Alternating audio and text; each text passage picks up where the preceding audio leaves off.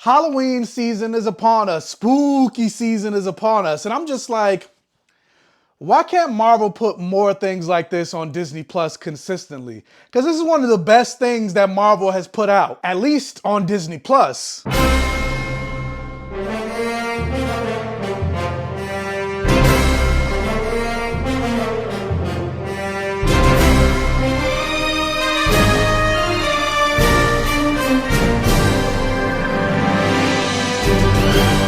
And welcome to my safe haven. Thank you guys so much for clicking on another video and joining me here on the Black Gay Comic Geek channel. You could have been anywhere on the internet, anywhere on YouTube, but you decided to spend some time with me. Thank you so much. If this is your first time clicking on one of my videos, hey, how's it going? My name is Michael. I call myself the Black Gay Comic Geek, and I always say the things that I love to talk about on my channel has blood, sex, gore, and magic, or any variation of the four. So I like to talk about superheroes, I like to talk about comic books, I like to talk about video games, I like to talk about action movies, I like to talk about horror movies, I like to talk about sci-fi, and I like to talk about fantasy, and of course, Black Gay Comic Geek. So I also like to talk about black representation and queer representation. So if that's something that you are interested in, do me a favor, hit that subscribe button, hit the like button, watch this video to the end for the watch time, comment on the video for the algorithm, watch, like, share, comment, interact on this video for the all gay rhythms. Get this video out there, my channel out there, so I can continue to grow.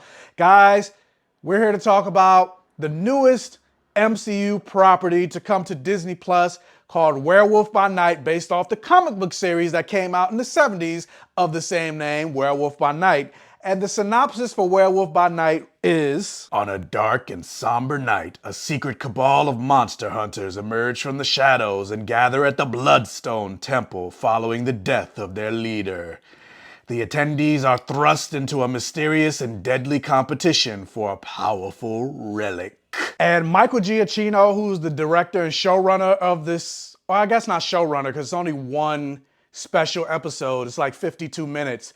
But I'm just like, we need to put him and hire him for more stuff, because the way this show was shot, the way the show looks, the story, all of this show just looks incredible. And then the thing about this show that is very different, because it's a horror-filled show, it's listed as horror fiction and horror fantasy.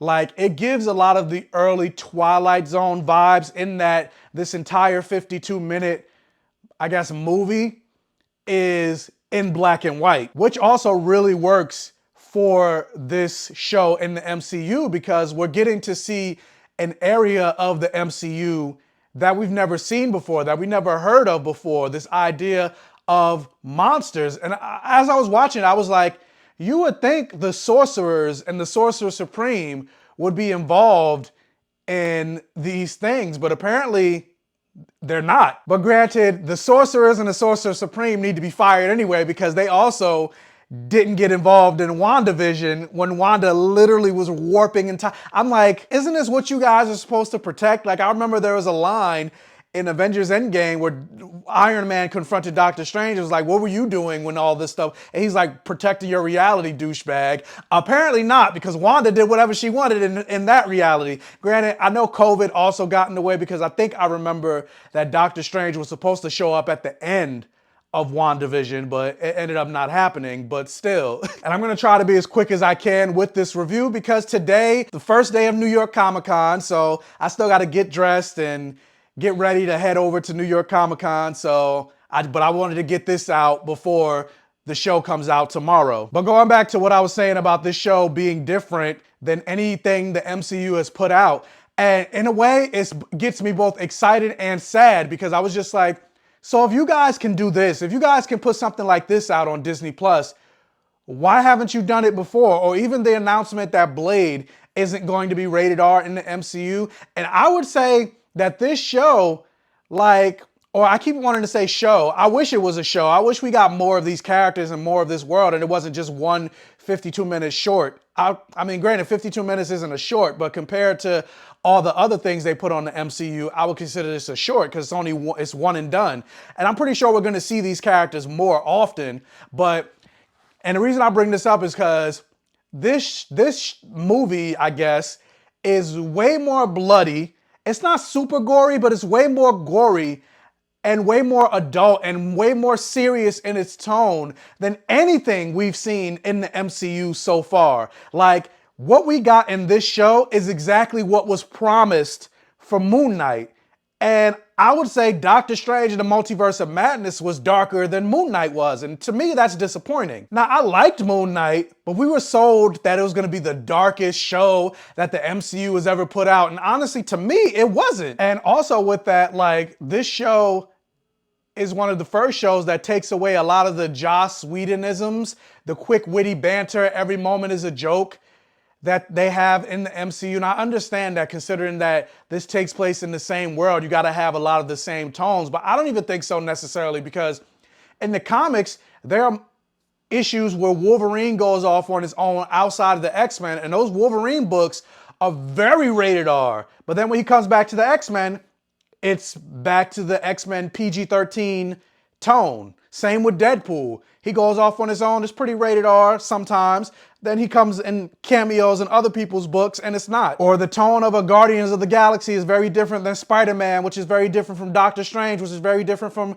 Fantastic Four, etc. So I'm like, why? Not everything has to be joke-filled and have the quick, witty banter. And granted, that's not to say I don't enjoy that. Obviously, I am an MCU fan, but sometimes there's some characters don't lend into that. And I feel like they try to make every single character quippy. But in this, there was really none of that, especially with this being a horror-filled tone, and I love that. Now, granted, it's still the MCU. There were still some MCU moments and some, you know, funny moments. And granted, the gags and the moments were actually worked, and it didn't take away from the horror and everything. Granted, I say horror, but it wasn't like scary. It was just, I would say, a dark suspense thriller type. Not even thriller, but either way, I enjoyed this series. I enjoyed the tone of this series. I had a lot of fun with this series. I would totally watch it again. I will say though, with this show being called Werewolf by Night, it seemed less about the Werewolf by Night, whose character's name is Jack, and I can't think of the actor's name, and it seemed more about the character of Elsa Bloodstone.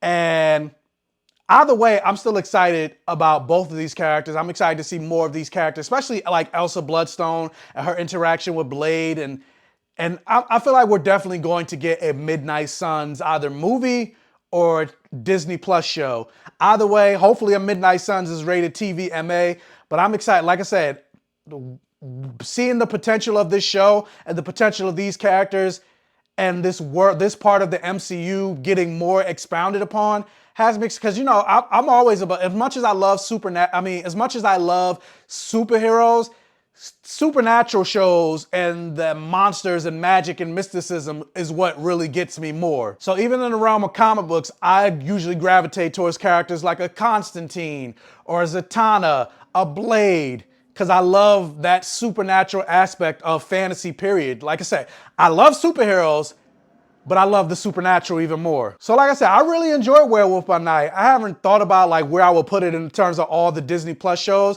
but it would definitely probably go in my top 5. Maybe even in my top 3, who knows? So I would say Werewolf by Night for me is a blockbuster. And unlike most Disney Plus shows, because it's a one and done, there was no moment that ended up disappointing me in terms of like, oh, this episode wasn't as good as this, or we didn't have time for this. So that's one thing about Werewolf by Night that I can say about all the other Disney Plus shows. I do wish they was longer. I do wish we got more of these characters. Maybe let it be an hour and a half as opposed to 52 minutes, but it was good. It was compact. And yeah, Werewolf by Night. I had fun. Check it out. Spooky season, Halloween, Happy New York Comic-Con Day. And so yeah, that's all I got to say. Check out Werewolf by Night. What did you guys think about Werewolf by Night? If you happen to see it, let me know all your thoughts in the comment section below. Are you excited about Werewolf by Night? Have you read the original comic?